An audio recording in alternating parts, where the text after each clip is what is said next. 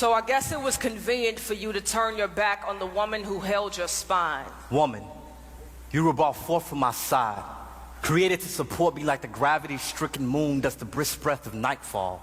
But when fear clawed its way into my heart, when he called my name in the garden, you shrunk and hid your shameful body. Where were you when the Prince of Night found his way to your star? You watched him lie, and I watched you sit and set like sun, you mourning of a man you can't even see the nightmare you have become. I was there, standing in the distance, having a conversation with my backbone. I wanted to stop you, but you let that evil reptile with eyes, slow dancing with deceit and tongue, swift as breeze, woo you dumb to think we could be wise as the God who thought the galaxies into existence. Adam, I thought he was my friend, letting me in on secrets God Pinky promised the leaves not to tell. He pointed me to the tree, told me of what I was missing, and as my faith in his lies led me to stare, I watched death become gorgeous. But God is beautiful. Adam, my tongue became sight. The fruit looked too good not to taste. Taste and see that God is good. God is thief. He kept us from the one thing he knew would turn our minds deity. No, God is wise. Eve, can't you see? In our feast for knowledge, we have become fools. Searching for wisdom in a mere branch, we forgot about the God who had the power to grow us from dust with no roots. His mind is wide as sky, and we were free as clouds, but now the silent hum of shame echoes the land. The eerie chill of Father's curse crawls across our conscience, and the very river we bathe our naked souls in is damned because of you. What have you done? Do not blame me for murder and name yourself victim as if we are not both ghosts with skin. You left me for dead. Did you forget the sixth day when God made you from dust? But he made you from me for me. While sleeping, he called you from my cage bones, beautiful, but you, with your prideful disposition, switched positions and tried to lead. Took heed to a four-legged snake without consulting me first. You didn't respect me. He gave you authority. He made you the head of us, but you became neck. I can still see the apple stuck in your throat. Adam, swallow your pride.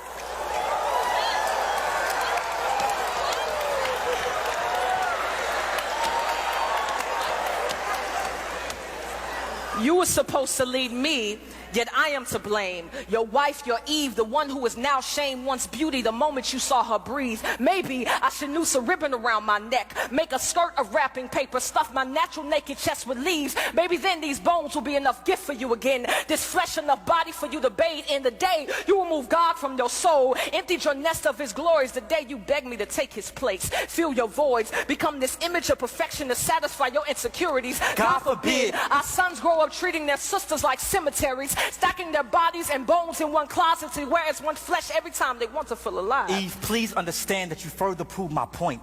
That prideful organ brewing beneath your breast beats with no submission for your husband. And for this, your future daughters would not be quiet, gentle, but some would be loud as nagging crows scavenging on the dead earlobes of men.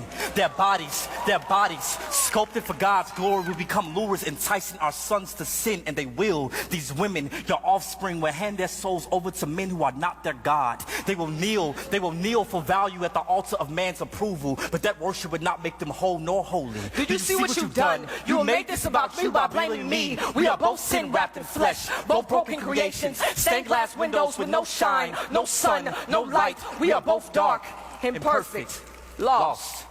We are fallen.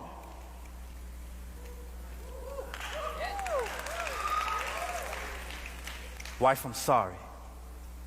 Have you any idea how shameful my inside scream for not protecting the only woman I've ever known and loved from the sting of death?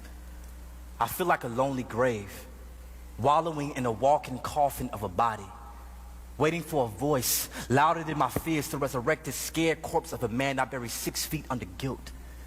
But believe me when I tell you, you are still the woman my vision sung to when I first saw you in Eden, Eve, even if God chose to separate us for 1,000 years for what we have done. I'll write you every day faithful, and my letters will literally litter the land with love, my lady. But excuse me, if the blood on my hands still drips thick with condemnation, I can only pray that this venom doesn't poison our unborn son, Cain. There is nothing but murder living in my genes, and I would die if he follows in his father's footsteps. Husband, forgive me in my limbs and the heart that led them away from the safety of your palms.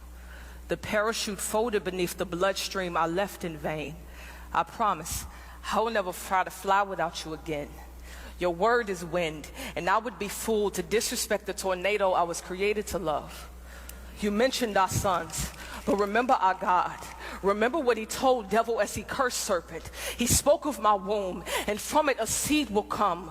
The devil will strike his heel, but our seed will crush his head. Yes, we are dying, but one day we may rise from the dead. We are not hopeless. Mercy has its sights set on the sinners, and its source is our God. He will rescue us out of the sea of sin. Like hands beneath a drowning soul, a rainbow before the lightning bolt speaks, he reigns. When the clouds crack their shell, our God will appear and show us his yoke is easy. A light too mighty for anything pitch black to trap our backs back behind that cage we crave. The way of escape is near if we wait with hope, nailed to our faith. The truth cross-stitched to our burdened bodies. The life stretching like the arms of an horizon, rising for all to see.